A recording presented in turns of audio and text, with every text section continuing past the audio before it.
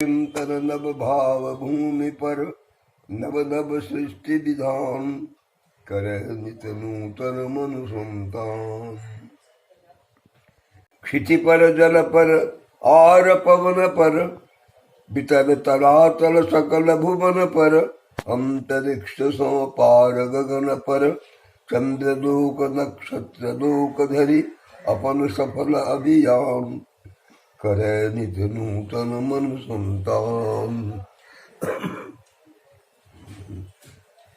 मन तन पर मन पर जड़ चेतन पर प्रकृति प्रदत्त सकल साधन पर पंच तत्व निर्मित कण कण पर पंच तत्व निर्मित कण कण पर और अधिक की जन्म मरण पर स्वामित्व का अभियान करे नित नूतन मनु संतान।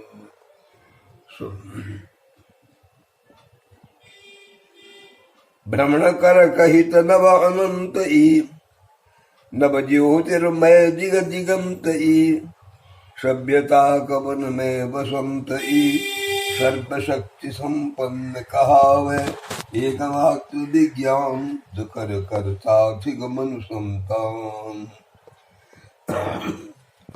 किंतु विजय नहीं अहम भाव पर मन का कलुष प्रकृति के प्रभाव पर मनुष्य चले जन जग स्वभाव पर तकनु पाविलहद नहीं कतहु दानवता का निदान विकल मन आकुल मन मनु संतान।